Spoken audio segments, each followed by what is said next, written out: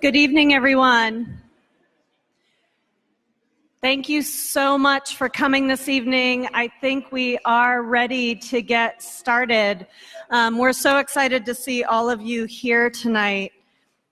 Welcome to the Reform DC Justice Candidate Forum. I'm Monica Hopkins, the Executive Director of the ACLU of the District of Columbia. The broad theme of tonight's forum is the need to redefine community safety and achieve a criminal justice system that prioritizes public health and restorative justice, shifts resources to not only be smart on crime, but also to ensure that communities have the resources they need to thrive. We have 2 hours. We're being really ambitious. We have 4 candidates, a range of questions developed by more than 20 partner organizations on a range of issues that affect you and 700,000 other DC residents. So what are we talking about when we talk about criminal justice reform? It's plans for the new DC jail. It's how we treat our returning citizens as they transition from incarceration. It's addressing the school-to-prison pipeline through a disciplinary system fraught with racial disparities. It's exposing the racial bias in policing, where 80% of those stopped and frisked in this city are Black, while African Americans make up less than half of the total population. It's remedying decades of damage by broken windows policing that has destroyed communities and filled our jails and prisons. It's all of those things and much more. The ACLU DC has been working closely with other advocates and community groups to advance laws that deal with many of these issues. The NEAR Act, passed unanimously by the DC Council 2 years ago, is a great example of this work. It's one of the most progressive pieces of criminal justice legislation across the country, and its passage showed us what's possible when lawmakers listened to the needs of their constituents and used evidence-based practices to craft sound, smart justice public policy, something we need much more of. So I am honored to introduce tonight your moderator for the evening. Denise Rolark Barnes, the publisher of the Washington Informer. Ms. Rolark Barnes, a DC native and Ward 8 resident, took over the newspaper from her father, Dr. Calvin Rolark, who founded the paper in 1964. Her DC roots run really deep. In addition to running the Informer, she is on the board of several nonprofits and community boards and has been inducted into the DC Hall of Fame. We are absolutely thrilled that she agreed to be our moderator for the evening. Ms. Denise Rolark Barnes.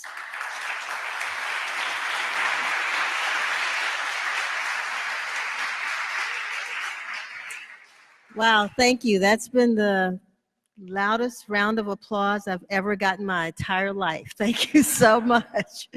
Well, maybe when I graduated. But anyway, I want to say it's a real pleasure. Thank you for the introduction, Monica. Thank you for all of the organizations that have put this candidates forum together. I'm not going to talk too long as far as intros are concerned, but I do want to say that when my dad started the Washington Informer in 1964, our office was 2 blocks from here. And this was my playground. Downtown was my playground. And this is the first time I've actually been in this church since it was renovated. I spent a lot of time in here earlier in my childhood, and this is a beautiful facility. So I just want to say I'm glad to be here, and give yourselves another round of applause for picking a great location here in downtown DC. I'm going to, like we said, we're going to be very creative here to try to get all the information that you need that will kind of control your lives for the next 4 years within the next 50 minutes. Everything that you need to know about the candidates, the choice that you need to make, the choice that you will be making in a couple of weeks. And it's a very important choice, and I'm glad to see so many folks out. Before I introduce those candidates, though, I just want to say that we will have, I will be posing some questions, and then there will be questions that will come from the audience, and hopefully some of you all have already written them out on cards. We'll get to as many of them as we can. This event is being live streamed on Facebook. That's correct, right? Okay, hey, Facebook family, okay. And in the interest of time, please only clap after opening and closing statements. So you did clap after my opening statement, so that's fine. And not after each answer. Each candidate has 90 seconds to answer questions. They will receive a 30-second warning from the front row timekeepers. Can the front row timekeepers please? Okay, they're there. I don't know if the candidates were paid attention, so I'll point them out to you again. And then a bell will ring if they exceed 90 minutes. And 30-second rebuttal is permitted only if the opponent or his or her record is attacked directly, okay? So we're going to start with our first group of candidates, which are the DC Council Chair. I'd like to invite to the stage Mr. Ed Lazere and current Council Chair Phil Mendelson.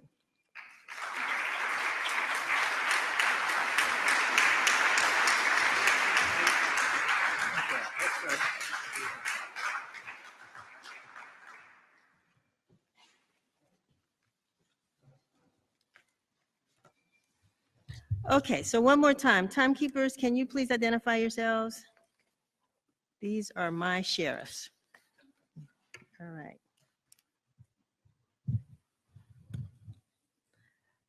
Okay, are we ready? We will start with our first question, which is, and they're lengthy, so hopefully I will give the right emphasis so that if you don't understand, feel free to just ask me to repeat it. Several recent government planning processes have failed to consider meaningful community input before moving forward. These include the creation of a portal of entry for people being released from the DC jail and the district's recent pilot program focused on pre-arrest diversion.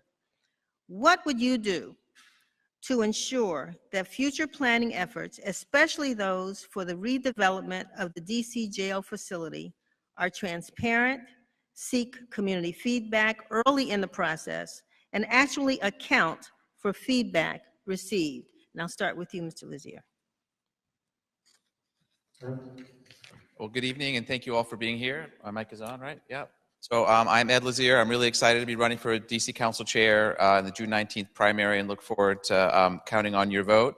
And as many of you know, I've spent the last 20 years as the Executive Director of the DC Fiscal Policy Institute as an advocacy leader working to address the city's economic and racial and social inequities. So I have the experience of being the advocate on the engaged citizen who wants to make sure that DC residents are part of the process. So I understand deeply the importance of engaging the community in solving the community's problems. So particularly with the jail comes to mind, where it's an urgent need to replace the jail, which is in horrible condition, an inhumane place, and yet from what I understand, the community is right now in the dark as to what is the timing for replacing the jail, what will be the process for financing the new jail, what will the new jail look like, what kind of services will it provide, all sorts of things, critical questions that will affect the ability of the jail itself to serve DC residents well. So I commit, because I know transparency is important and engaging the community is important, I commit as council chair to make sure that I am out in the community, engaging with you as residents when we are moving forward on important issues, and that we won't move forward on an important issue unless we have gotten community input at every step of the process. All right, thank you. Mr. Mendelson. Good afternoon or good evening. Again, I'm Phil Mendelson. Thank you all for being here. And I'm very pleased with this forum and the opportunity to stand before you and answer your questions. This had to do with community input. I'll begin this way.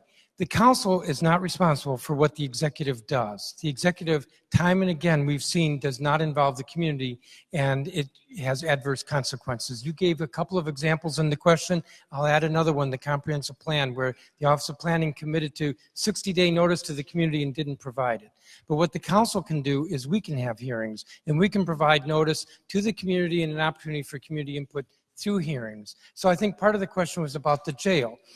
There will be fairly soon an RFP that comes to the council for our approval. That will be an opportunity for community input. And I will talk with Charles Allen to make sure that we have a hearing so that folks can come forward. This will probably be a public-private partnership proposal, and the rules for procurement are different for what we call a P3 procurement that require that the council approve the RFP before it goes out, because there's too much that can be obligated, if you will, through the procurement process before the contract comes to the council in the ordinary process. So with P3s, the council has to approve the RFP, and that'll be an opportunity for community input. The council has the ability, and over again, I've been sensitive to this and insisted that the council have public hearings where the executive doesn't, so that the public can comment. So Chairman Mendelson, while you're standing, because I didn't follow directions, I'm going to give you an opportunity to introduce yourself now that we've jumped into the forum, but you can introduce yourself as well. Hi, I'm Phil Mendelson.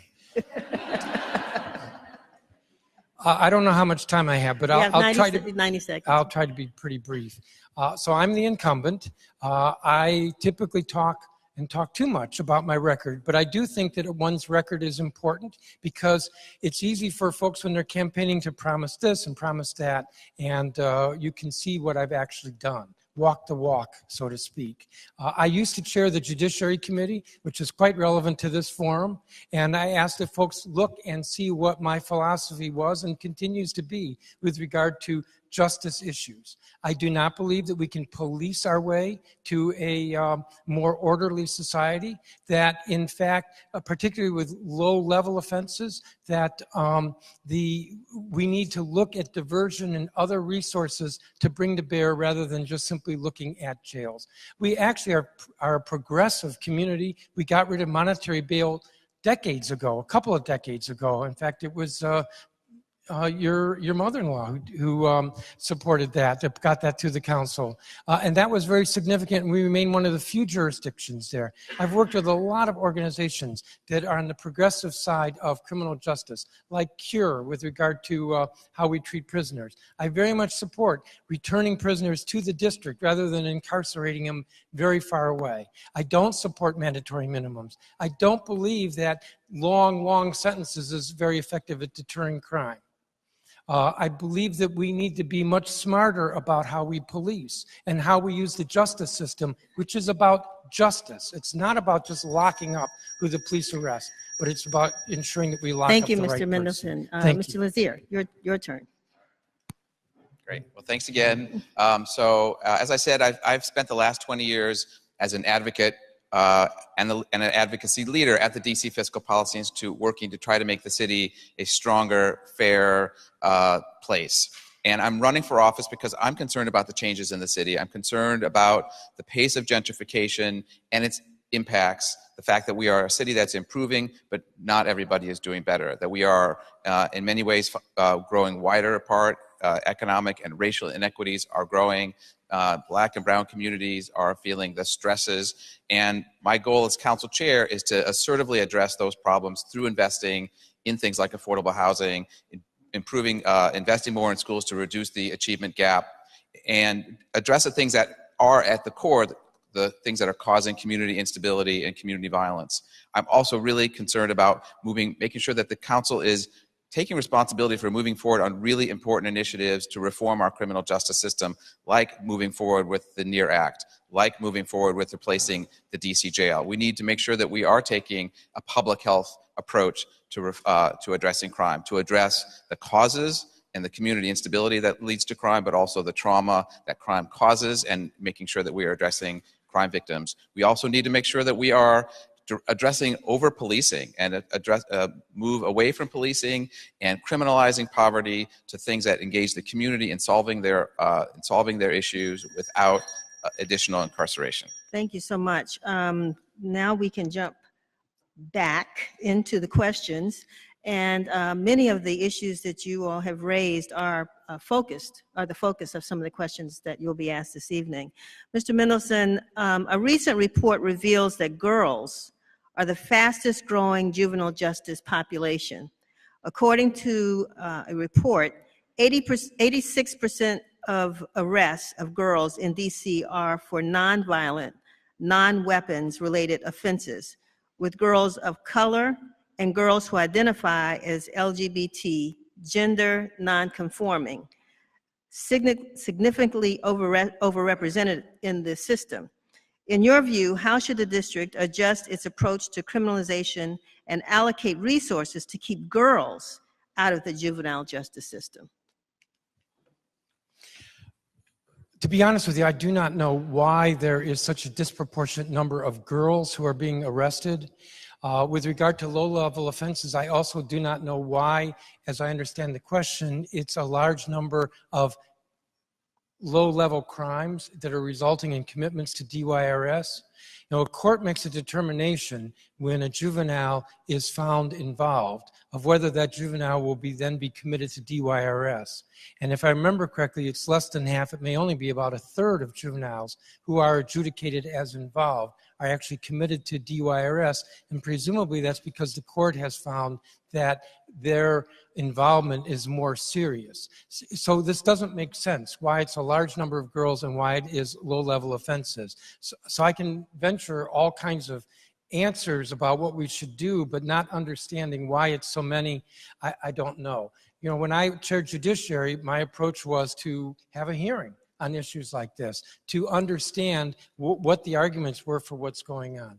I will say this, and I kind of touched on this earlier, the answer to juvenile crime is not to be committing everybody to DYRS, not at all. And I also respect very much that the whole philosophy behind the juvenile justice system is that individuals are not found convicted of being guilty, they're adjudicated as involved, and they have an opportunity to rehabilitate themselves. And that's what the purpose is, and should be the purpose, and what should be the outcome of our juvenile justice system, is that they rehabilitate. Thank you, Mr. Lazere.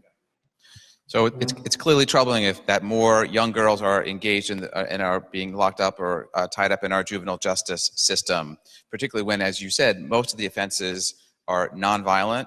And in fact, many are related to sexual abuse or economic marginalization, girls who are runaways or end up in prostitution. Those girls are victims and need to be supported and not arrested. So I think first and foremost, we need to find out what's going on. Is it that we have more community instability that is leading more girls into being in troubled situations that then lead them to enter the juvenile justice system? Or is it problems in our juvenile justice policies that are inappropriately engaging girls and locking girls up? I think we also just need to look at the policies we have in our juvenile justice system to see where there might be biases that are leading to more detention rather than less. I think we also just need to see if we know there are community problems that girls face, are we providing enough services to girls who are at risk, who are already in the system, identify those gaps and invest in those services. I want to say I really appreciate this report and this whole community for its focus on racial disparities and racial impacts, because that is where we need to start. Whenever there's a racial disparity, we start with the data. We need to have the data there, which we don't do often enough, and then work backwards to figure out why there are those disparities and solve them. One of my goals as council chair is to do a racial equity impact analysis for every single major piece of legislation and the budget so that we actually see whether we are doing things that will reduce racial inequities. All right, thank you. We're going to move now to public transportation.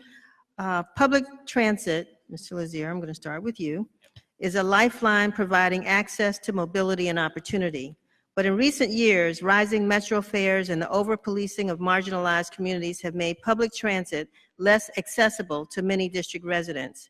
In DC, failure to pay metro, train, or bus fare is a criminal offense that can result in a fine up to $300, arrest, up to 10 days in jail, and a criminal record.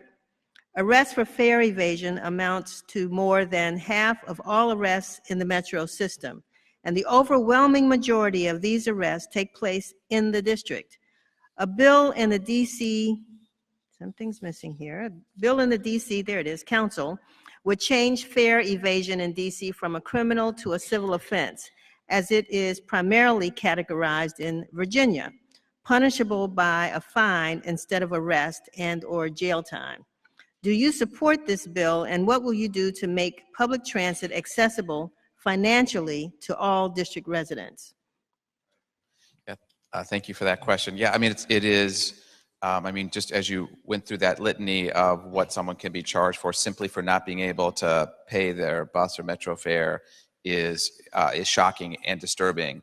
So I definitely support the legislation to decriminalize fare evasion, because not only can a small offense of someone being unable to pay their fare lead to a criminal conviction that can then have multiple impacts down the road on their ability to get a job and support themselves. We also have seen that too often when somebody has not paid their fare, they're attacked, right? It can be a very serious physical altercation and someone can get hurt.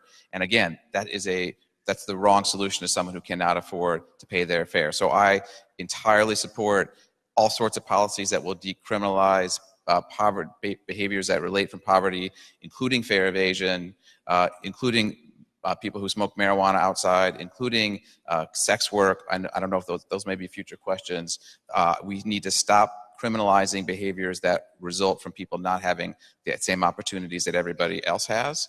In terms of making Metro accessible, I want to make sure that we do not raise fares anymore or reduce bus routes. Last year, of course, we raised fares and reduced bus routes, which made it harder for people to get to work, to get to school. Although I guess we have kids ride free. We need to protect we need to protect public transportation as much as possible. Mr. Mendelson. What we've seen in the United States is government's approach toward behavior that we don't like is we make it against the law, and then there's a criminal penalty associated with that, and that's exactly what we're talking about here, and we need to re-examine these laws. In this case, with the bill pending, I support the legislation. It should not be a criminal offense to not pay your fare, whether it's bus or rail.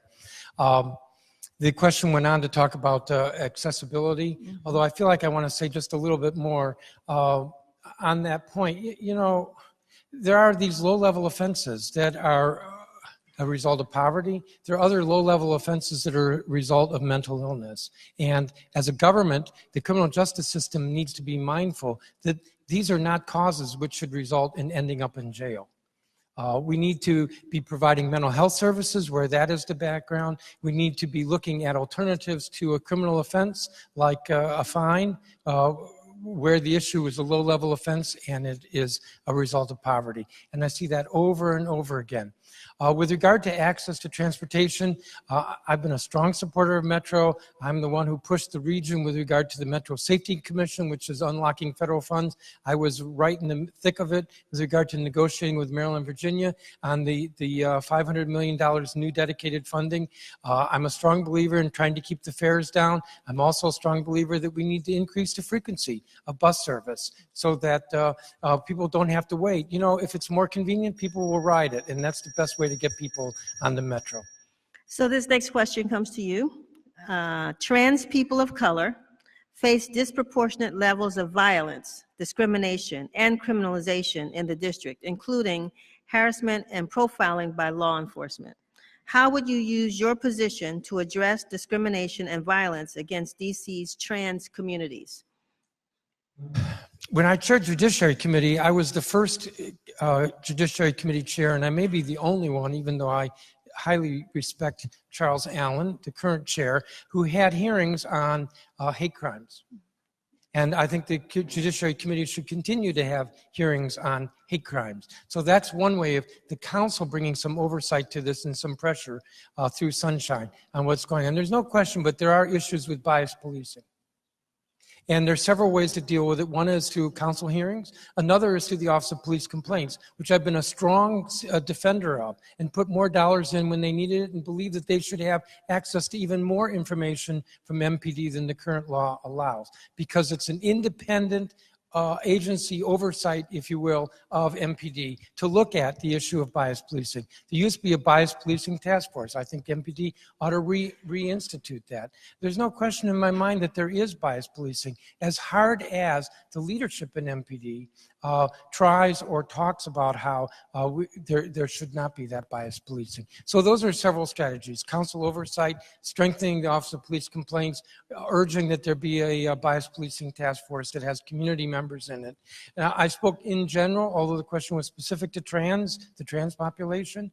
You know, and I don't want to minimize that, because there's no question, but the trans population gets it worse. But we need to recognize it's not, bias policing isn't limited just to trans population. Mr. Lazere. So as leaders, we need to be doing everything we can to make sure that every DC resident feels safe and feels welcome, and that includes trans residents. I'm really honored that my campaign was endorsed by the Trans United Fund, and I believe that we have to start by protecting trans residents by first just making sure that we are gathering the data on police interactions, making sure that we have transparency when in fact there are police interactions with DC residents. Because we don't have a very transparent police department. We don't know enough about interactions with DC residents. I also want to make sure that we are doing more to hold the police accountable when they are not treating DC residents right, including trans residents. So that starts with empowering the Office of Police Complaints to have more access to data and giving them the actual authority to discipline officers when in fact they find out that an officer has not complied with policy and has treated someone unfairly. I'd like to see those kind of policies spread throughout DC government as well. We need to make sure that we are providing cultural sensitivity training to every DC government agency that deals with residents, whether they're dealing with seniors, whether they are dealing with homeless youth, whether they are dealing with any population where support is needed and bias is possible. I also want to make sure that that we are working to as much as possible educate workplaces, not just government, but workplaces throughout the city about how they can be more trans friendly, so that we are a more inclusive community citywide, not just in DC government, but in every single workplace. Okay, thank you very much. Mr. Lazere, as part of its attack on sanctuary jurisdictions, the Trump administration is withholding critical federal dollars from the district called Burn JAG grants. And that fund reentry services for DC residents returning home from prison and jail. As a result, DC faces a $200,000 funding shortfall needed to maintain current levels of vital services such as counseling, temporary housing, HIV screenings and treatment, GED and literacy programs, and employment programs that support successful reentry and make our communities safer. Ultimately, $6 million is needed to fully fund reentry services for those returning home each year. What will you do to ensure this loss of federal funding does not impact the current level of services? And if elected, how would you work to ensure that services for returning citizens are funded at a level that meets the full need? Questions about returning citizens? Yes, it is. And funding. A convoluted question.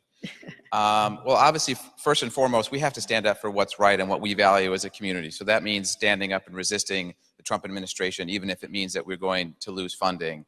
And over and over again, I have been an advocate for the city should fill the gap whenever the federal government falls short. So if we need $6 million for returning services in the scope of a $14 billion budget, that's a commitment that if we really care about it, we should be able to find it. As a budget advocate, I know that when policymakers care and when advocates and people, residents, tell them they should care, they're able to find the money. So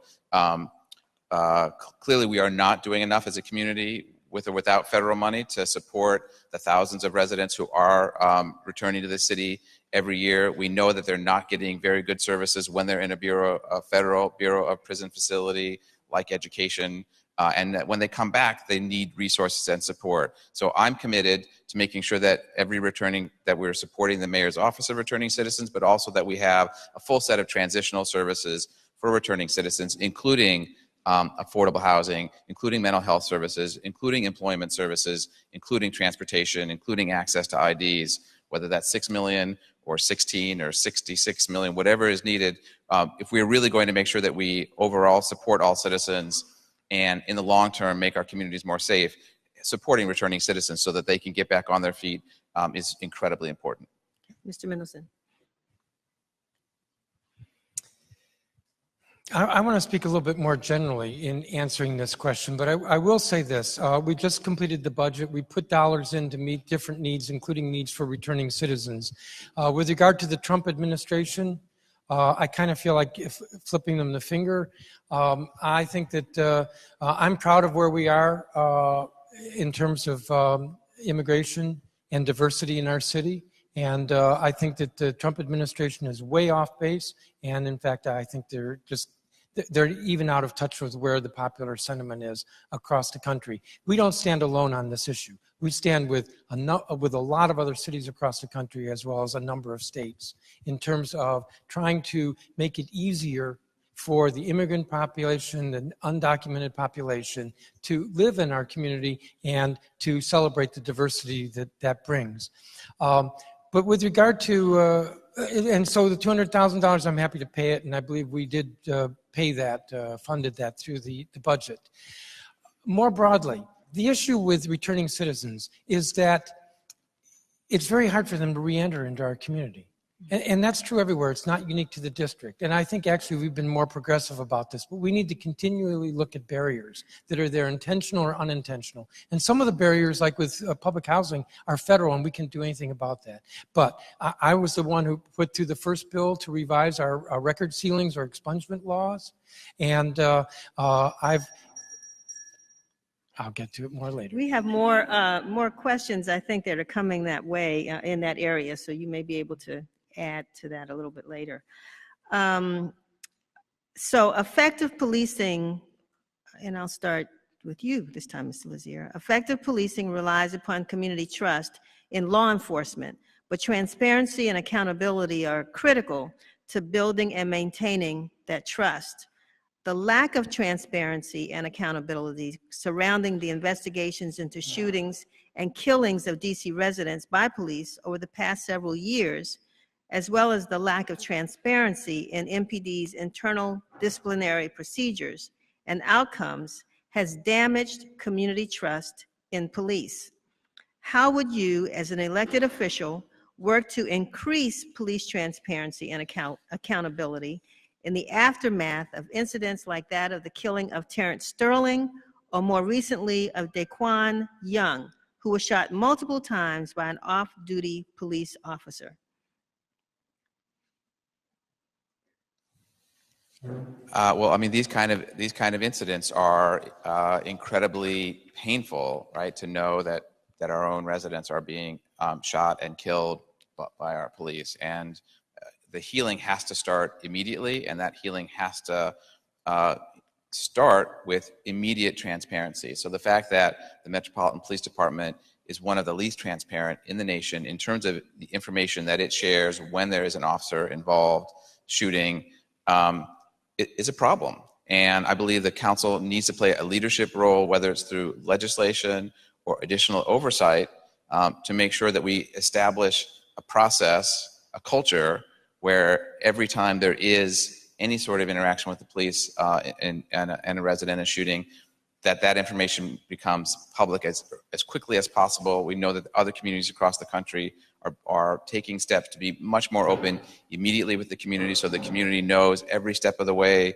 what is happening. They know how the investigation is going, information is shared, and it's our responsibility as the council in general in holding the mayor responsible for being transparent with the community. As council chair, I would be ready and eager to make sure that we do much more, again, whether it's through legislation or oversight hearings or just putting public pressure on the mayor by partnering with the community to make sure that we know as much as possible, as soon as possible, whenever an incident like this occurs. Mr. Mendelson? Let me say three things. First of all, there are about 4,000 police officers, so there are going to be some bad cops. They should be fired. They should be prosecuted. Second of all, community policing, which has already been talked about a little bit.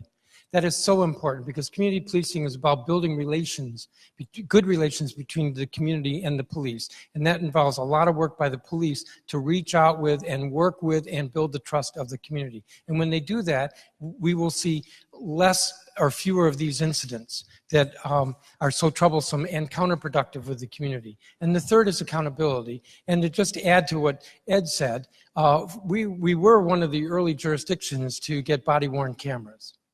And we've struggled long and hard with regard to what happens with that tape, particularly when there is some issue or allegation of bad, inappropriate action by a police officer. If I remember correctly, the mayor proposed that they not be fireable, that those tapes simply are not available, and the council disagreed, and I was part of that disagreement.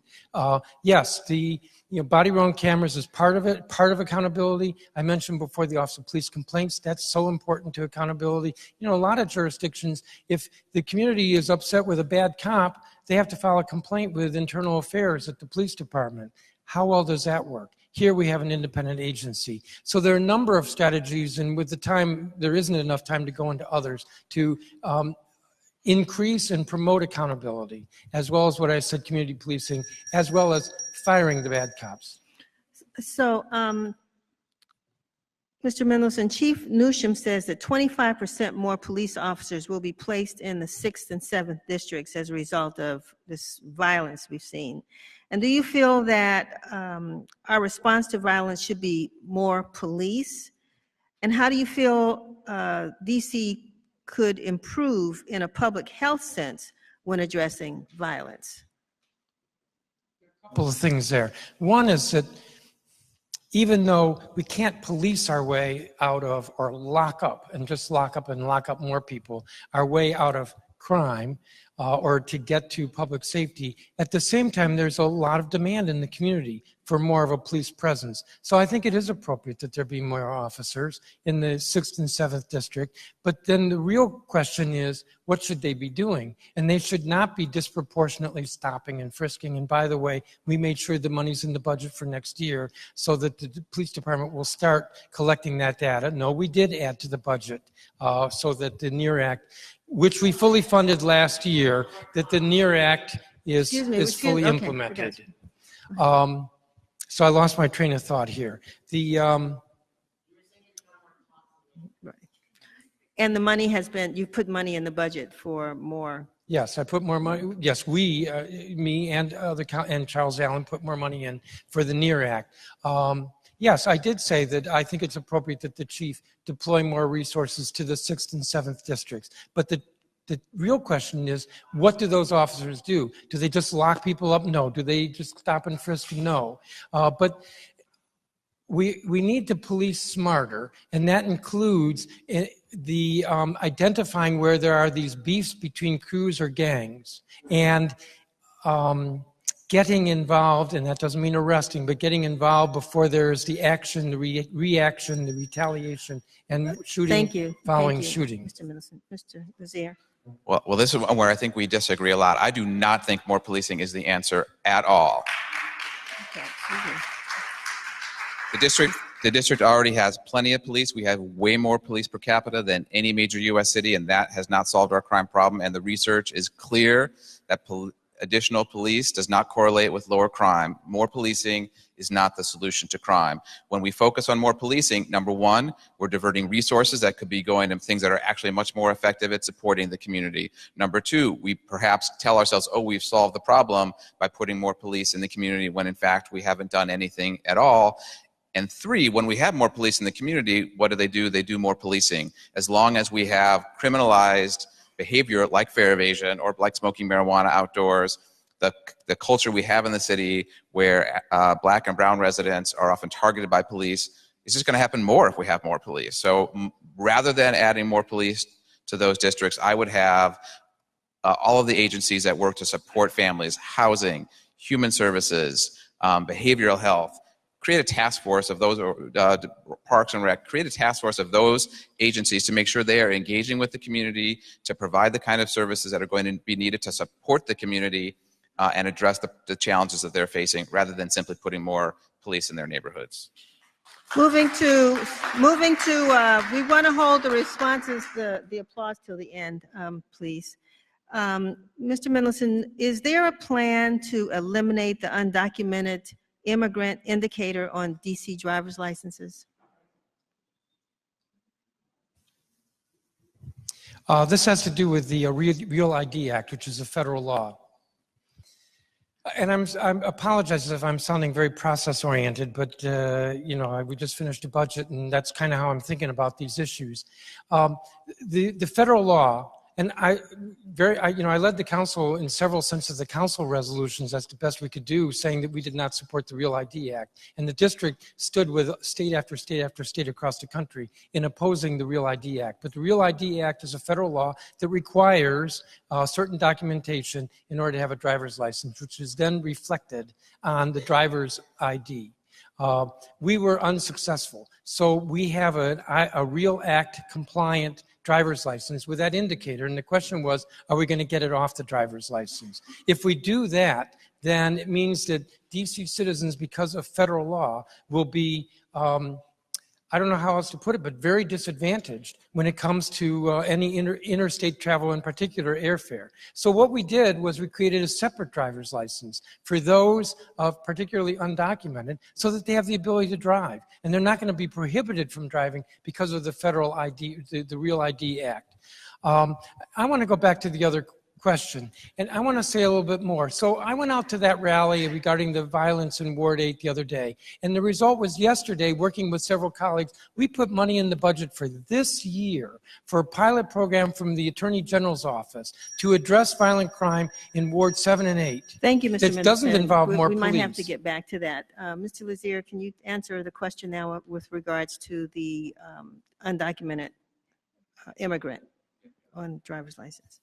Well, we obviously need to make sure that we are doing whatever we can to protect our undocumented immigrants in all sorts of ways, including from any attempts from the federal government to enforce deportation. And unfortunately, I don't know that there is a perfect solution, but when someone has a non-driver's license or a driver's license that doesn't follow Real ID, it could be a signal to federal immigration authorities. So we need to come up with some solution. I honestly don't know what the answer is, but I would look forward to the many people in this room who have smart ideas. And I should have started my earlier remarks by saying thank you all for being here, because I know that so many of you in the room are people who are thinking about and committed to reforming justice in the district to make the city a fair and safer place.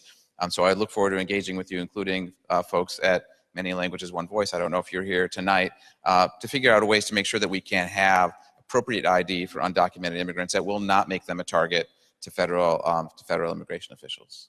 I should say that the last couple of questions and the rest of the questions are all audience questions. So I just wanted to bring that to your attention. We're going to go back to the issue of policing again. And that is, one person wants to know if you believe that policing is an inherently anti-poor institution. And following that, they're asking how much of the $536 million police budget that we have now can we anticipate you diverting in next year's budget? I guess reducing that amount is the question. Mr. Mendelson?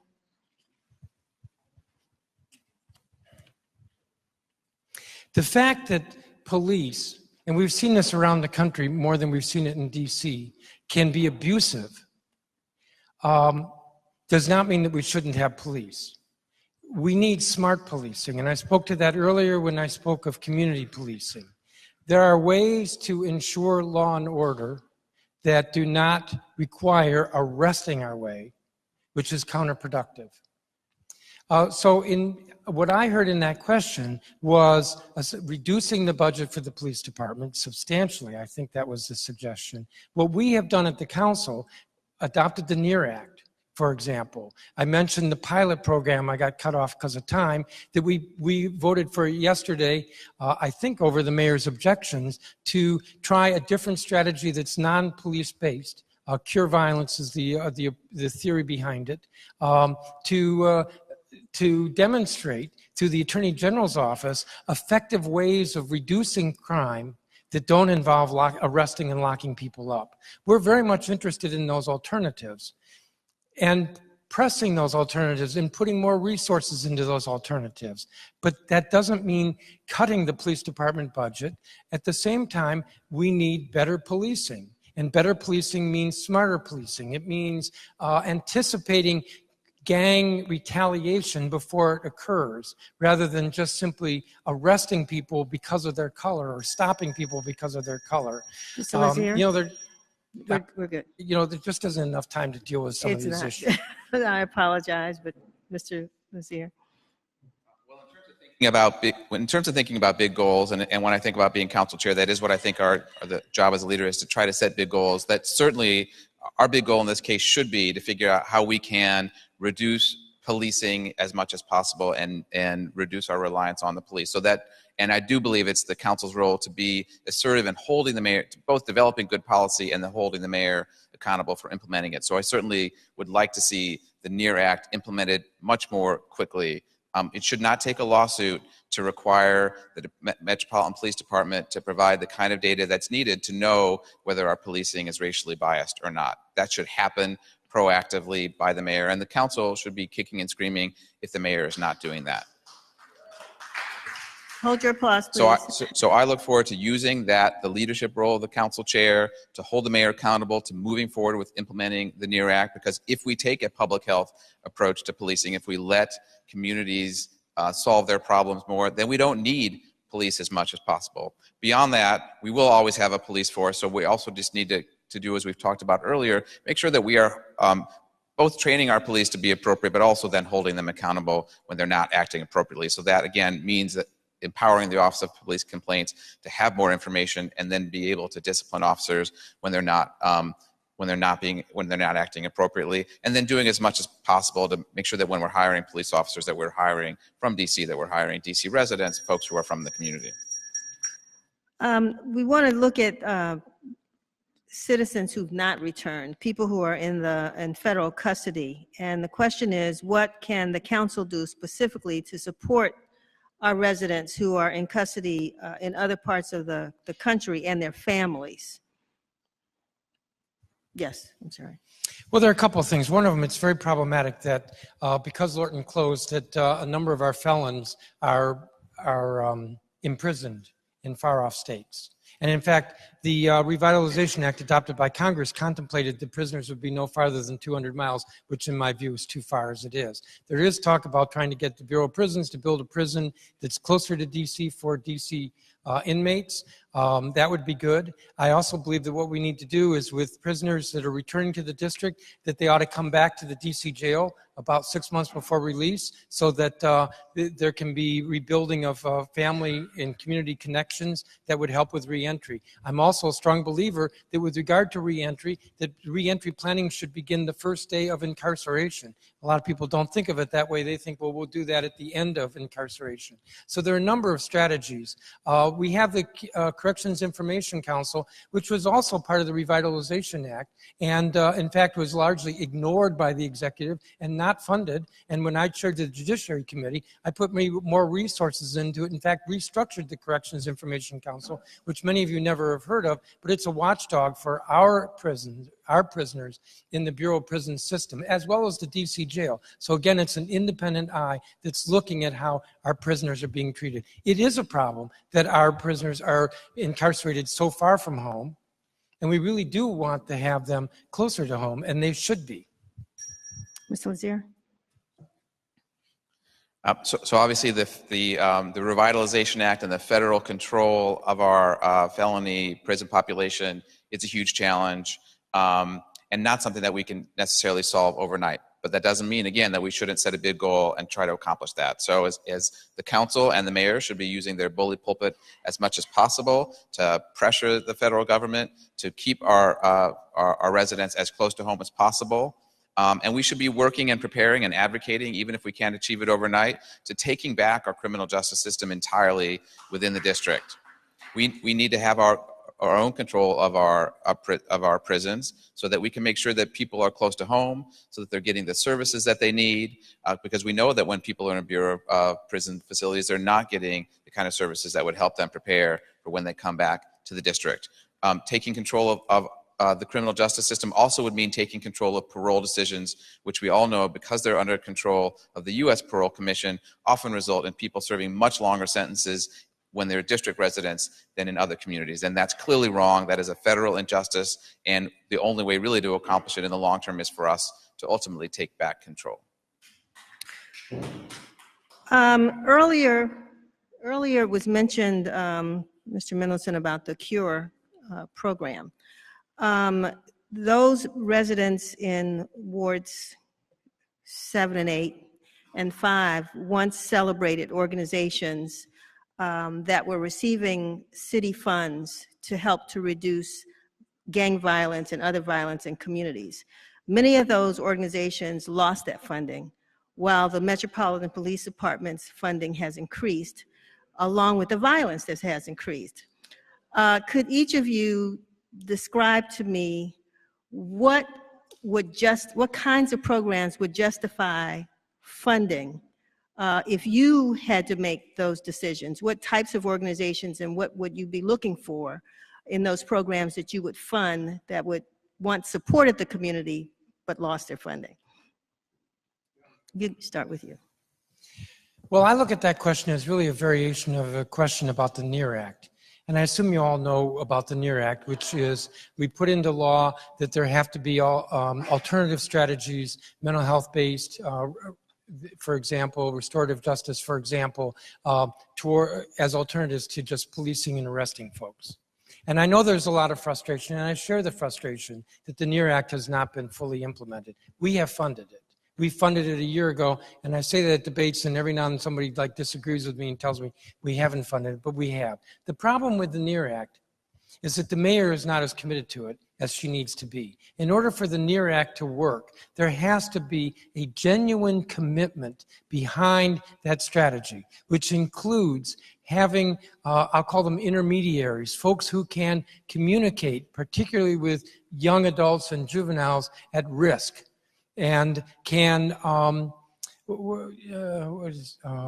as intermediaries, to steer them away from, or to disrupt, or to stop the cycle of violence. So this was the discussion. We had the meeting in Ward 8 on Monday about the shootings and the increase in violence. And on Tuesday, yesterday morning, there was a meeting in my office that involved 5 different council members to talk about what we could do.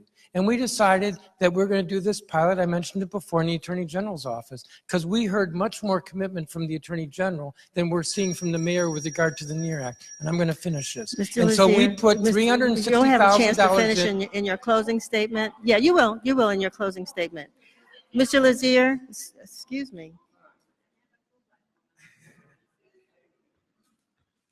I mean, I think a theme that we've worked through tonight, is certainly an important theme for me, is that the communities need to be engaged and have the opportunity to solve their own needs, right? So communities know they need to be involved early on. The government needs to be transparent and engage in the community when they're shaping policy. The government needs to be engaging the community when they're shaping responses. Ultimately, it's community organizations who know their needs the best and know best how to help their residents. So I certainly support, number one, just making sure that we are increasing our funding to support community organizations, whether they're dealing with youth or returning citizens. I know in the case of returning citizens that the grants there have been reduced as well, and that we just don't provide that many community-based grants to support returning citizens. I've also seen and talked to folks on the campaign trail who see incredible barriers to those organizations actually getting funding, including incredibly high insurance requirements or other sort of barriers that a small organization like Changing Perceptions, I think is the name of the organization that hires returning citizens, are not allowed to compete for DC contracts because they're simply too small. So I think we need to figure out a way to make sure that community organizations that we know are making a difference in their community are able to get the kind of technical support and capacity building, and maybe even things like supporting their ability to get insurance or whatever it is that's needed to make sure that even small organizations working at the community can get the kind of support, can ultimately compete and get DC government grants. So while we're at the, while you're standing, Mr. Lazere, we're at the end of this segment of the program. So I will allow you 90 seconds to give your closing remarks, and then Mr. Mendelson, you will follow. Okay. Well, again, thank you all for being here tonight, and thank you all for the role that you play in trying to shape criminal justice policy and reform it in the district to make sure that we are treating DC residents appropriately.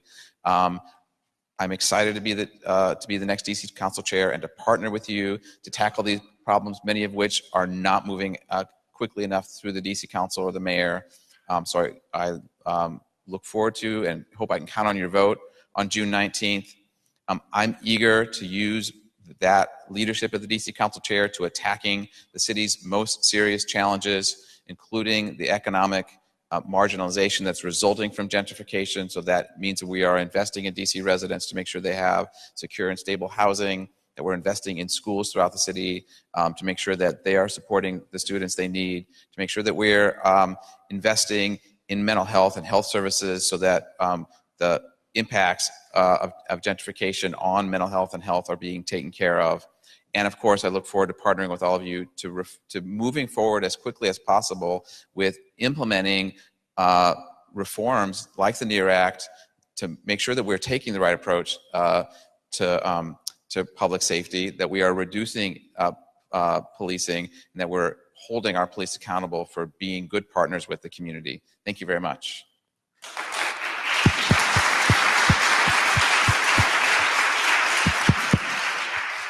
Well, I too am thankful for you all being here, and I appreciate the questions, even though I obviously got a little frustrated with the time limits, because it is difficult to discuss some of these issues that are quite complex in 90-second segments. So I want to speak just more generally that I believe strongly that the justice system is about justice, ensuring that somebody who is guilty of a crime is convicted and treated appropriately, and that a person who is innocent is not convicted, and that the justice system has to be fair, and where we see that there are inequities, in particular racial inequities, that we have to root those out. And that means that the justice system involves more than just police or prosecutors, but it involves independent accountability mechanisms such as the Office of Police Complaints. And I mentioned before, I've been a strong supporter of these independent third-party accountability mechanisms. I would add to that the DC auditor, who was my appointment, Kathy Patterson. I believe that the answer to helping with folks, particularly with returning citizens, is not to lock folks up forever or to just turn our backs and ignore them when they come back, but to look for ways to help them and to eliminate barriers. I think all of that is so important. What we have seen over the years in every jurisdiction is where there's been a privatization of the justice system. I think that is wrong. Where we want to go is we want to have a safer and more orderly society. And again, I'm up against the time. But thank you. Thank you so much. Anybody Mr. want to talk to Mendelson. me about the NEAR Act? I'm happy to talk about it afterwards. Thank you so much. I just want everybody to remember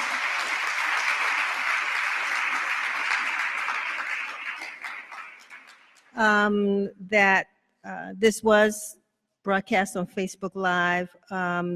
Your responses will be to the candidates. The questionnaires will be on ACLUDC.org. And in case anybody leaves, I just want to remind you all that we do have a same-day voter registration on the day of the primary, which is June the 19th, and early voting starts June 4. And a voter registration table is set up in the back. Again, let's give our candidates a round of applause and thank you.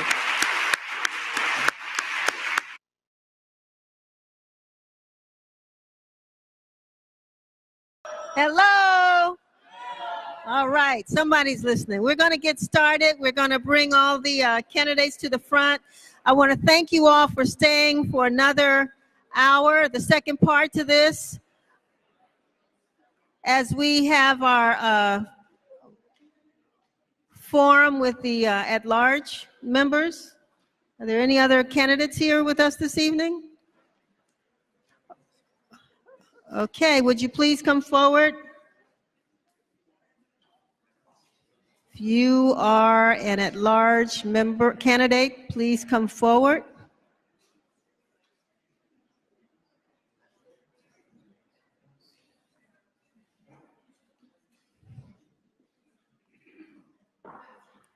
Wonderful. I think that's it. Okay. Well, I want to thank you all again, like I said, for staying with us for this second hour. Any new people come in since?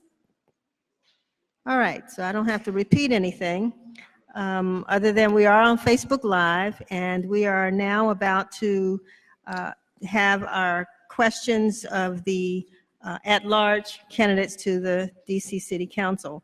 So we will start with, which I didn't do before, our opening remarks. And I'm going to start with Mr. Marcus Goodwin. Good evening.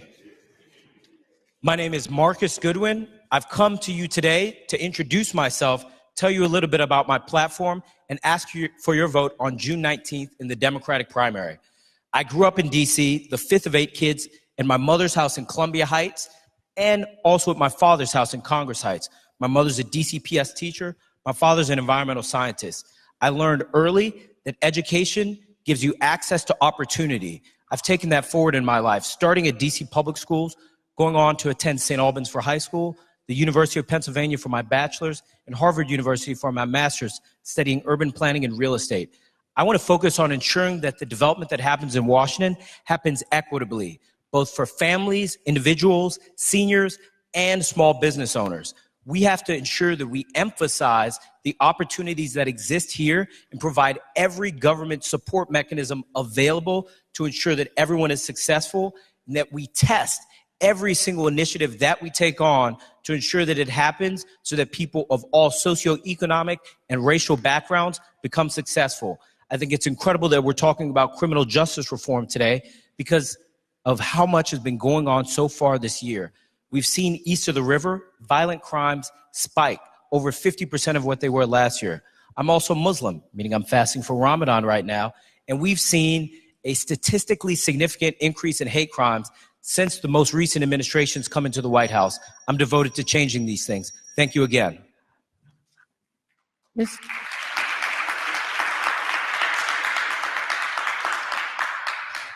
Good evening.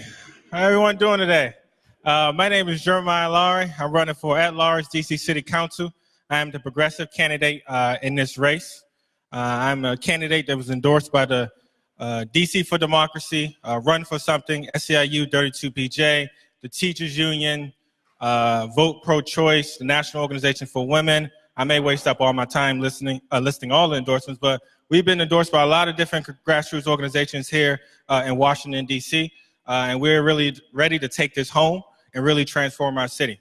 My mom and my dad were both born and raised in Washington, D.C. My mom spent a portion of her life in a homeless shelter here in the district. My dad worked as a security guard and he could afford childcare here in D.C. I also have 2 brothers who are in and out of the prison system here in Washington, D.C. And the reason why I'm running is because there's still a lot of residents and families who are going through the same issues that my family has faced. I believe that I could be the transformative candidate that DC really needs to address some of the inequalities in the city. I'm the only candidate on this stage that actually supported the NEAR Act, testified for it, made phone bank for the NEAR Act, showed up for the NEAR Act, and that's something I'm gonna fight for when I'm on the council. I've also been endorsed by Trans United, so I've also been in solidarity with residents who identify as transgender, working on policies to decriminalize sex work as well as prevent violence against women of color and trans women of color as well. And so I've been fighting and organizing for over 10 years, and I look forward to a spirited debate. Thank you. Thank you, Mr. Lowery.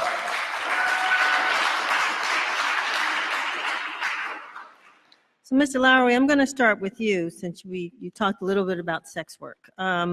Research indicates that the criminalization of sex work undermines public health and safety by placing vulnerable district residents at a greater risk of violence, police harassment, and exposure to exploitation.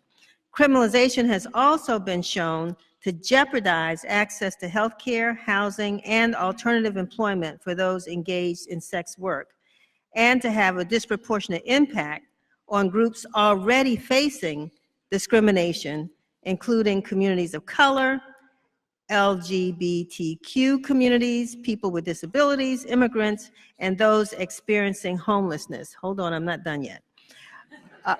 A bill pending in the DC Council would remove criminal penalties for consensual sex work among adults in the district and would create a task force to study the effects of the law and make recommendations for further public health interventions. Do you support this bill? Why? And if not, why not?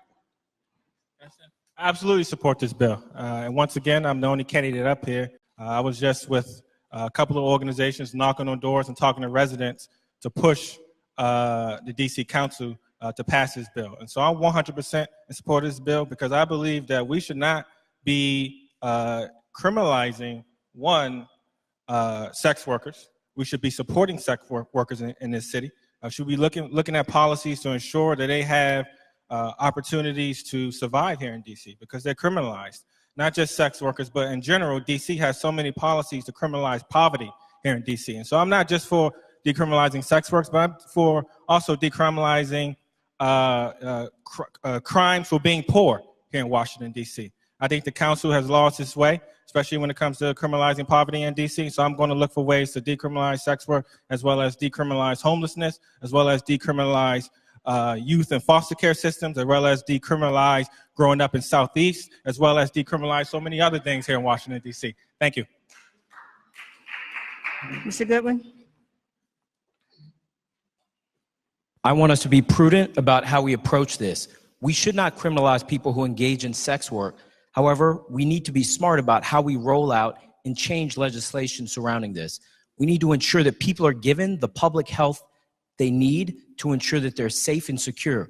We don't want people to come in from Maryland and Virginia, which is a strange and unique reality of Washington, to engage in this industry. We want people to be in better economic standing than they have been. No police officer will give someone an opportunity at a better life and at economic circumstances that helps them not have to engage in sex work by against their choice. Consensual sex work is okay. I want us to be able to ensure that we're supporting people and not criminalizing them so that they're not entering into a criminal justice system that doesn't rehabilitate or reform them or create better economic circumstances for their life.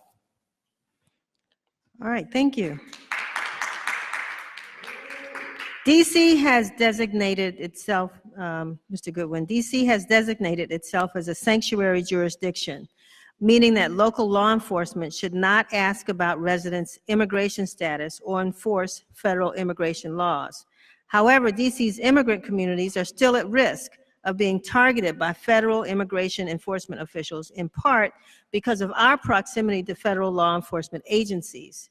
How will you work to limit the access of the federal government to various DC immigrant data sets, such as limited purpose IDs and student school records, that effectively identify the status of residents?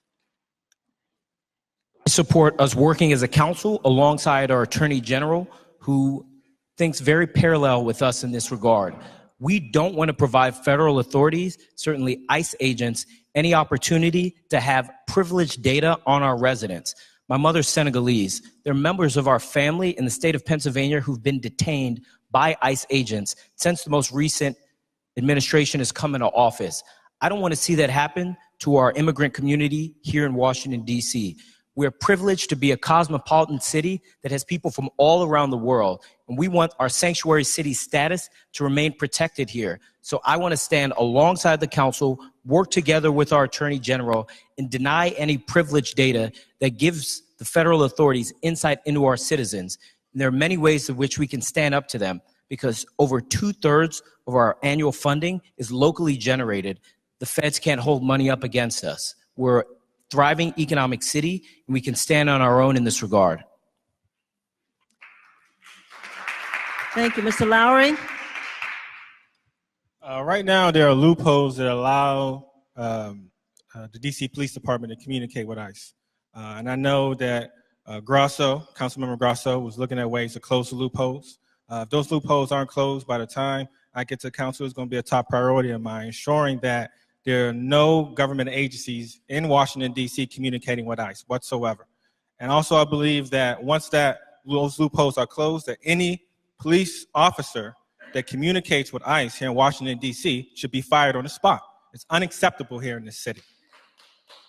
Also, I will go a little bit further and say, also, I do believe that ID, right now there are two forms of ID that undocumented immigrants have and that non-undocumented immigrants have here in Washington, D.C. And I think we need to only have one ID for everybody.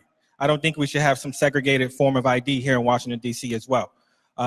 Issues around sanctuary city are something I've been very, very, very passionate about. I'm not just coming up here saying it on a stage and, with a nice suit on trying to look good. What I've actually been marching and protesting, helping on legislation around sanctuary cities for almost 5 years now. It's something I've actually put in sweat work. It's something I've actually been on the ground working on for a very long time. And so it's something I'm gonna continue that, once I get on the council, I'm gonna continue that progress and continue that journey. Thank you. All right, thank you very much. Just want to remind you all that if you have questions, please, you should have an index card and you can bring them up to the front. We'll take audience questions as soon as we finish the essays I'm reading. Just my own personal joke, I'm sorry. Okay. So, Mr. Lowery, although Black residents make up 47% of DC's population, they remain the subjects of the vast majority of all police stops, frisks, and uses of force in the district. In March of 2016, DC enacted the NEAR Act. A key provision of this law requires DC police to collect comprehensive data about all police stops and frisks. 2 years later, this data collection has not been implemented. In a recent interview with WUSA 9, the Deputy Mayor for Public Safety and Justice, Kevin Donahue, stated that DC police had instead prioritized, quote, things that were going to save life and safety. Do you believe, end quote, do you believe that collecting data on police stops and frisks is a critical part of protecting the health and safety of district residents? If so, why? If not, why not? Absolutely, because it informs legislation that the council needs to implement, to actually close and actually reform our criminal justice system, as well as reform policing in DC. It's going to be really difficult to reform policing and reform our system if we don't have the data. And I believe that Chief Newsom, who knowingly did not submit the data, if he's not going to do it, he should be fired. The mayor should fire him on the spot. Please hold your applause. Go ahead. It's absolutely unacceptable. He knows that he didn't submit that data. And so I guess my personal opinion, he should have been fired already. But if he's going to continue to not oblige by not sending that data, then he should be fired as soon as possible. Thank you. Mr. Goodwin? I think this is a good opportunity to highlight that all of our district agencies are under the executive branch. What we need to do as a council is be more hands-on and hold the executive branch accountable for the legislation that we put in place. And we need to ensure that we bridge the gap between legislation and implementation. We don't currently have that focus. We are a press release, ribbon-cutting city, but we don't focus on the implementation element of it. Please hold your applause. It takes us time away. I believe profoundly in ensuring that all non-privileged data should be released on every police stop and frisk. We don't understand the full effect of how our policing happens here in the district. If we got better information, every non-personal detail from every person who stopped, frisked, arrested, we would start to get a huge sense of what's going on. I think it's great that in the surrounding counties, there's more accountability at the top because their sheriff is an elected position. We need to bridge the gap from our local elected officials, the ward and at-large council members, with the executive branch so that we can have more oversight and hold the police accountable. All right, thank you. Mr. Goodwin. The DC Department of Corrections reports that people who are re-incarcerated within a year after their release have a significantly higher incidence of mental illness. However, the director of DC's Department of Behavioral Health has repeatedly maintained that justice-involved consumers of mental health services are not a priority population for the agency. What would you do to ensure that DC residents who are justice-involved have meaningful access to mental health services? We're done an injustice if we have leaders who don't think that mental health is a top priority for our returning citizens. We need to ensure that people who are coming back into society have fully available wraparound services to get back on track. Re-entry in the prison-to-prison pipeline is a reality. Once people come out, how do they learn how to do jobs? How do they learn how to take care of their children? How do they learn how to socialize in normative society, especially when they come back with mental health issues? We need to provide people with these wraparound services as soon as they step out. Job training, mental health, affordable childcare, and job placement so that they can become functioning members of society and they don't resort to illegal activity that will result in another reentry. Mr. Lowery? Absolutely. One, on mental health care, I think the ultimate goal is, and hopefully in DC one day, is creating a universal health care system that includes mental health care here in Washington, DC. So every single resident, whether you're a returning citizen or not, has access to mental health care and access to health care in Washington, DC in general. But looking in the short term, I do believe that our reentry program should have a robust mental health care program for returning citizens, as well as I know that DC is considering creating a new jail. One, I don't believe it should be private. That's a non-starter right there. But in the new facility, it should have a robust mental health care, a mental health therapist for residents who are in that facility, as well as job training, as well as childcare. That's something I've been working on for the past 10 years now. As well as ensuring that as soon as they leave the facility, they do have access to a high-paying job, access to mental health care, access to housing as well. Don't forget about that. I think that's one thing that isn't really mentioned right now. It hasn't been mentioned so far. But they should also have access to housing, affordable housing here in Washington, D.C. Thank you. All right. While you're standing, do you support the total removal of mandatory minimums from DC's criminal code? Why or why not? Yes, because they're racist. We have a long failed history in the criminal justice system of seeing that mandatory minimums are arbitrarily and even racially administered. African Americans have a statistically significant higher prison sentencing when mandatory minimums are included. And judges have the discretion to choose people's future and ensure that if they're arrested for an offense, that they're tried for the most serious offense, of which many are given out by our police department, to ensure that you get someone locked up for the longest amount of time possible.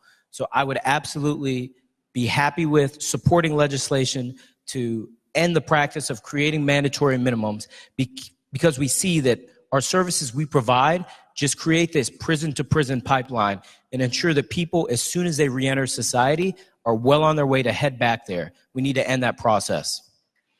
I think this is, Mr. Goodwin, I think this is an extension of that question, but what steps will you take to end or limit school-to-prison pipeline? It's an important question. My mother is an elementary school teacher in Ward 3.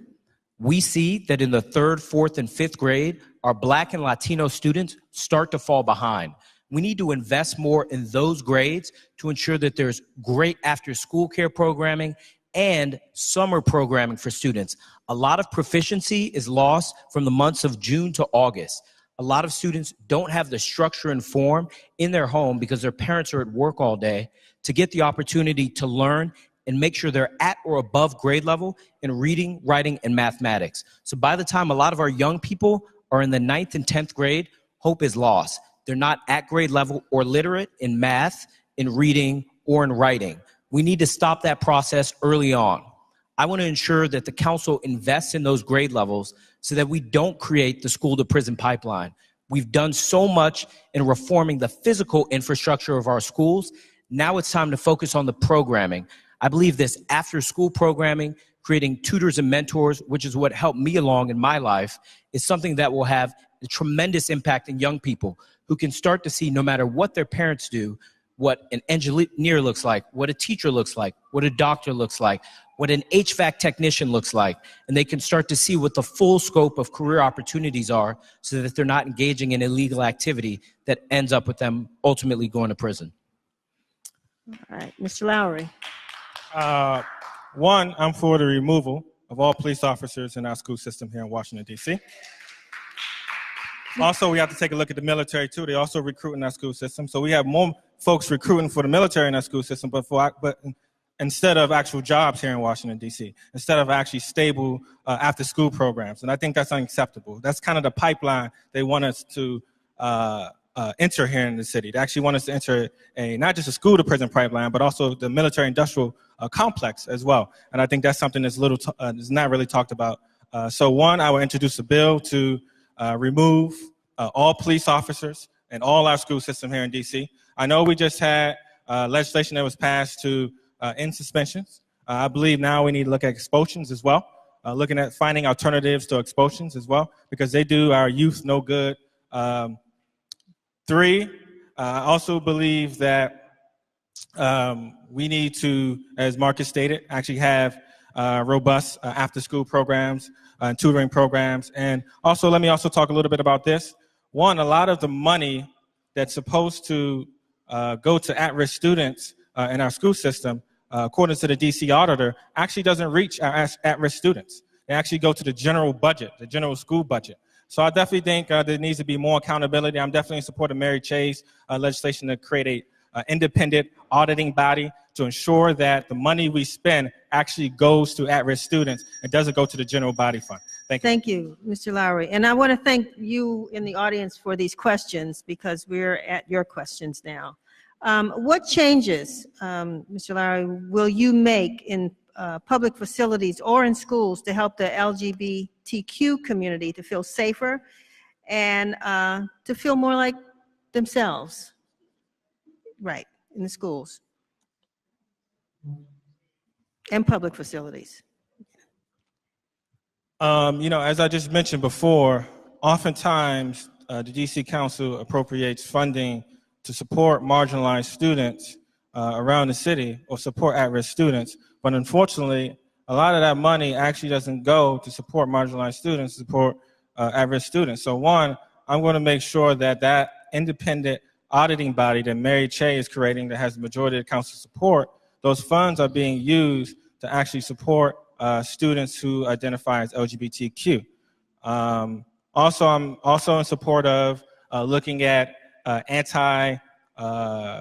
anti-bullying programs, as well as learning about, I believe that every student from K through 12 or pre-K through 12 should be learning about gender balance, as well as learning about preventing learning about sexual orientation and sexuality as well. I think that should be taught from pre-K on up to 12th grade.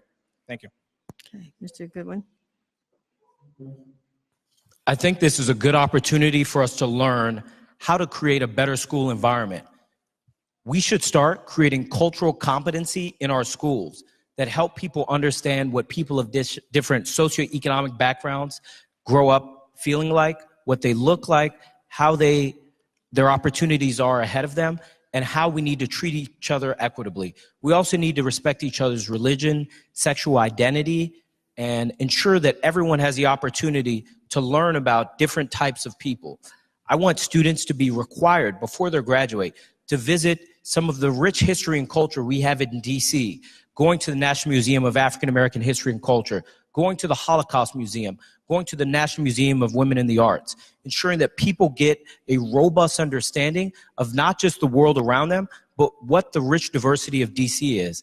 We need to ensure that there's more sensitivity training in our schools so that everyone knows how to respect every kid in and outside their classroom, no matter how they express themselves, how they look, what family they come from. We live in, I think, the most diverse city in the world. We have people from every country on the planet here represented in Washington, D.C.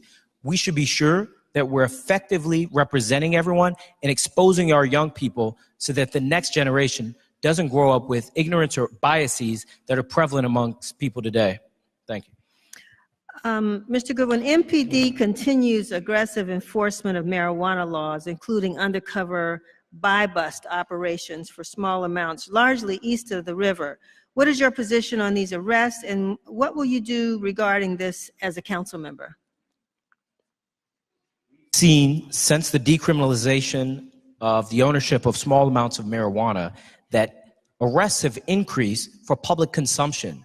So what we thought was going to help solve this criminal justice injustice about people engaging in consuming marijuana has actually resulted in more people being arrested for their public consumption, and the laws not being clear about whether you're on or off your property if you're allowed to consume marijuana. I'd like to see more clarity and have the council work together to ensure that the Metropolitan Police Department understand that it's our intention with the law that we've passed that we need to implement more regulations that ensure that people's rights are respected. We don't want unnecessary searches and seizures for possession of marijuana. And we don't want officers coming onto people's private property because they're consuming marijuana in public. We need to ensure that people, no matter who you are or what part of the city you are, especially in Wards 7 and 8, your rights are fully respected and your consumption of marijuana is legally protected so long as you have a small amount that's legally acceptable. We don't need to continue these patterns of harassing people, especially our Black and brown Latino residents. Mr. Lowery? My brother was driving through Southeast DC, and he was sitting in his car, parked car, and he had a little bit of marijuana.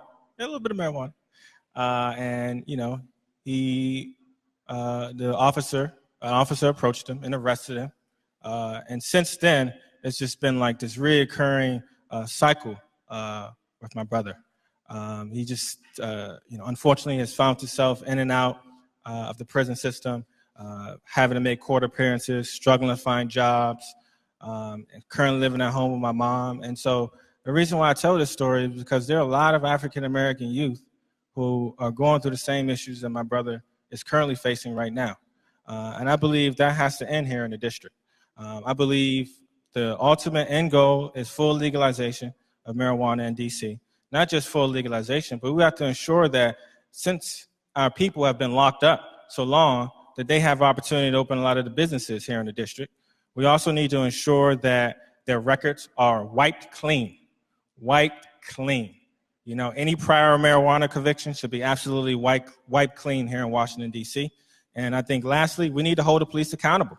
You know, that includes having more community control with firing power over the police who violate our laws, especially when it comes to marijuana in the district. So, thank you.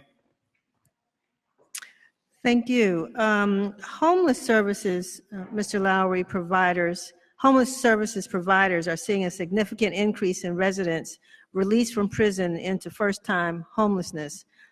How would you address this issue? This is another issue that,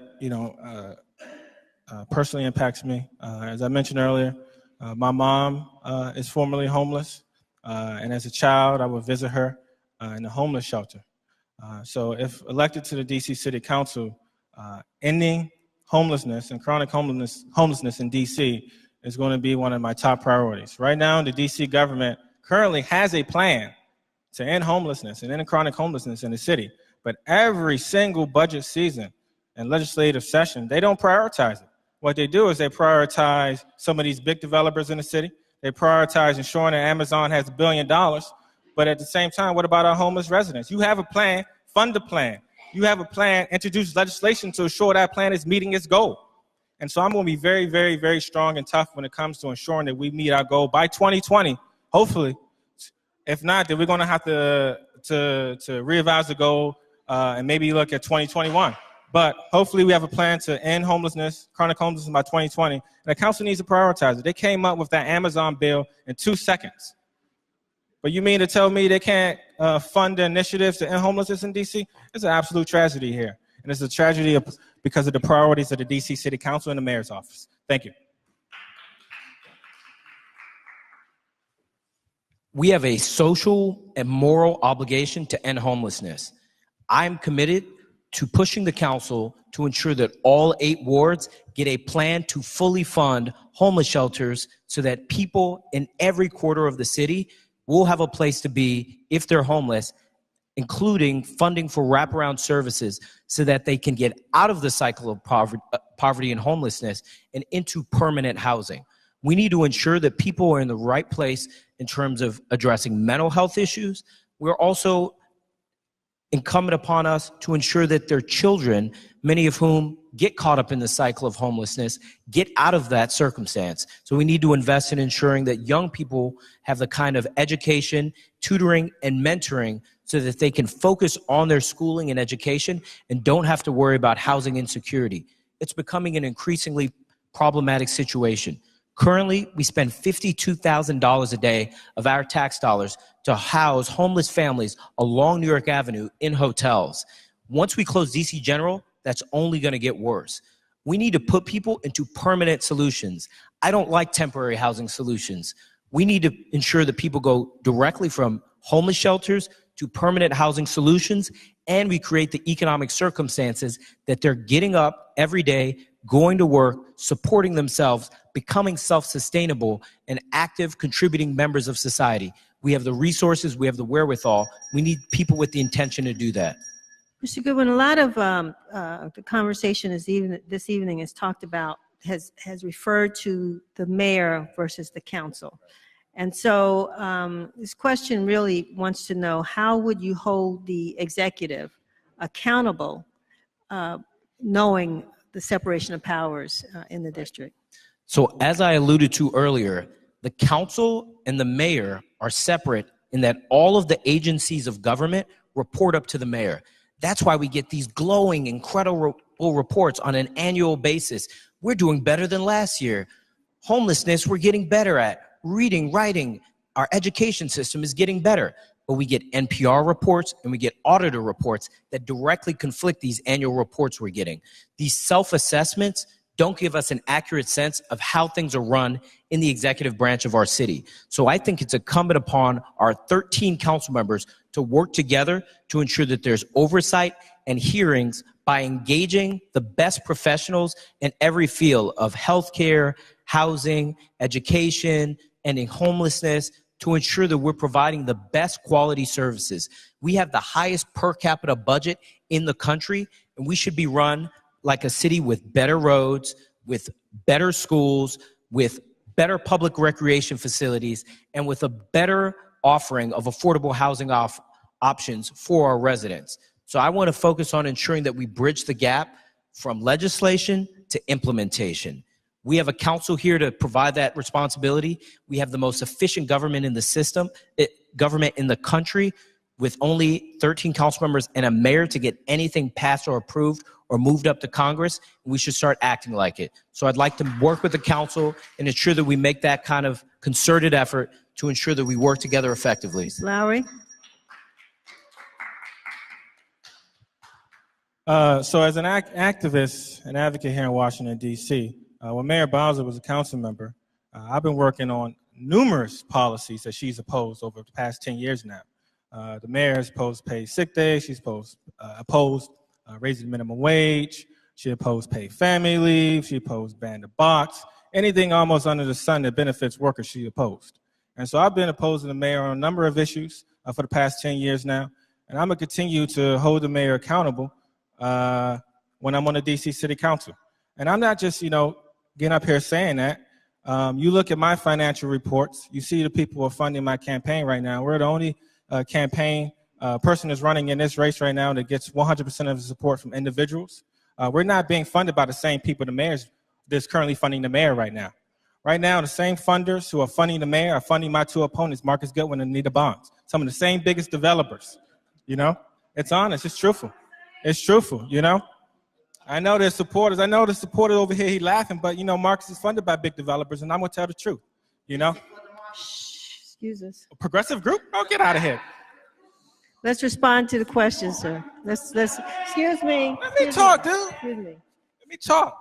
He's talking about a progressive group that works on workers' rights policies. I'm beholden to them. Okay, yeah, I'm beholden to organizations that work on the NAIR Act. I'm beholden to organizations that support sex workers. I'm beholden to organizations that support workers in Washington, D.C. I'm not beholden to big developers in the city, my man. And since Mr. Goodwin is here to defend himself, you have opportunity to respond. I think the best thing about my campaign is that I represent my family, I represent communities, and I represent communities across the city. I'm not beholden to any group, I'm not controlled by any group, and I don't have PACs funding my campaign. So I think it's incredible that I've gotten together as a first-time candidate, my first dip into the political sphere, being someone who's understood and worked with small businesses in both transportation and finance and real estate in Washington, who's come to a point, coming from a working class family, to be here today, to speak to people intelligently on issues and say that if I can make it, any young person in DC who lives in Ward 8 and formerly lived in a Marion Barry Ward 8, who was a mentor of mine, can come here today, that anyone can. There's a path, there's a opportunity, and I'm here to prove it, and I'm here to defend the opportunities of all young people across the city.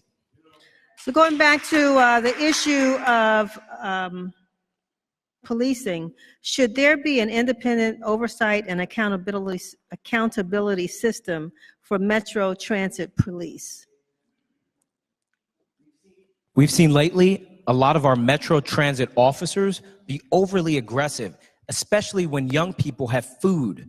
This is a nonviolent offense that they're committing, and this is something that shouldn't be responded to violently. We need to ensure that our transit officers have standards by which they need to respect to ensure that everyone, if they're not committing a violent crime or disrespecting people's space, will be treated with respect and with class and with dignity. We especially see the arrest of a lot of young African Americans on our metro and transit system. That process needs to end, and that starts with the council, taking it up with WMATA and ensuring that the policy goes from the top down. Mr. Lowery?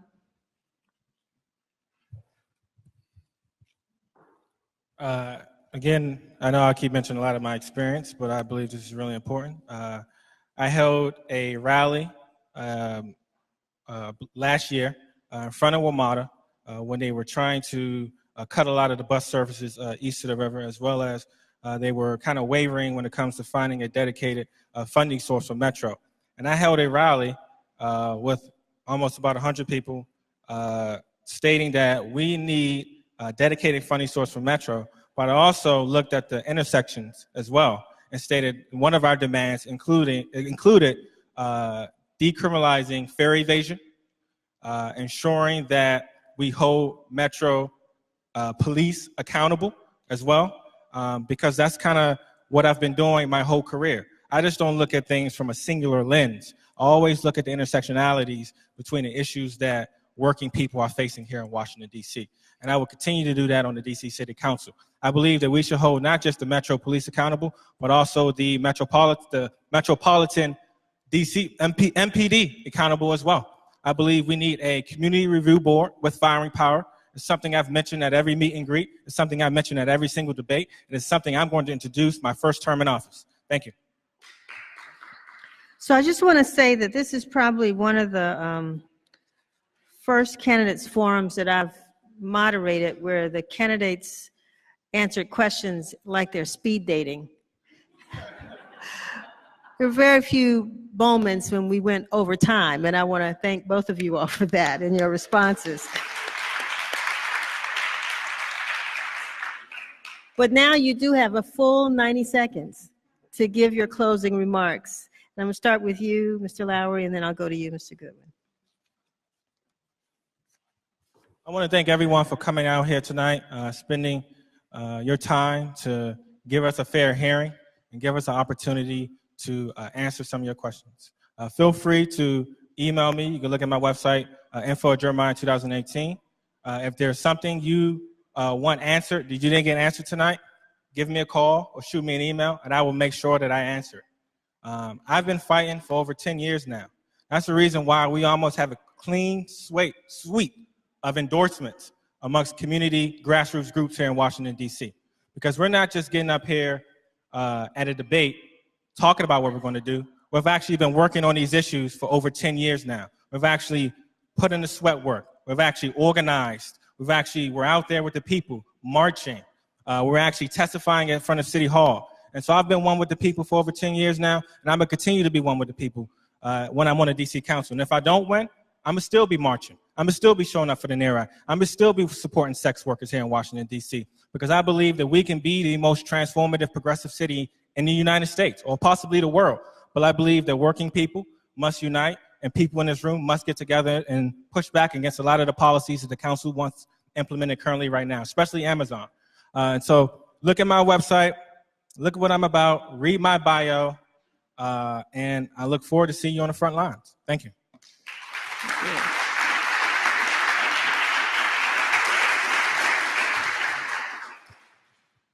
Once again, my name is Marcus Goodwin. I want to thank you all for coming here tonight.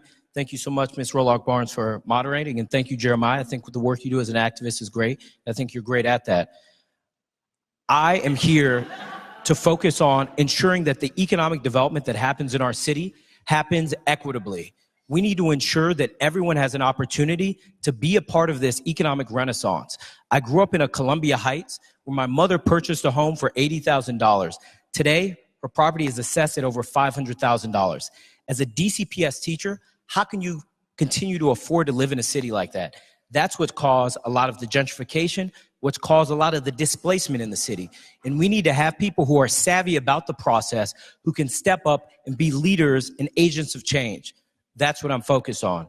I want to ensure that we create and preserve more affordable housing units than we have had, and that we continue to allow people, seniors, families, young professionals, the opportunity to stay here and build themselves to a level of economic self-sustainability.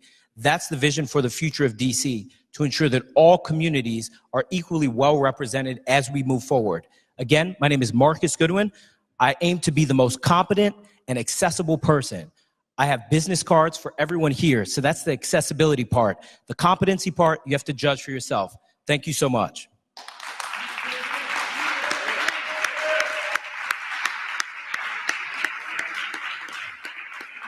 So I'd just like to remind everyone here this evening, first of all, thank you for coming. Thank you. Thank everyone for coming and for being interested in criminal justice, the criminal justice system. Y'all heard this the last time. I don't know if I need to repeat it, other than, you know, you can find the information, the questionnaires at ACLU-DC.org.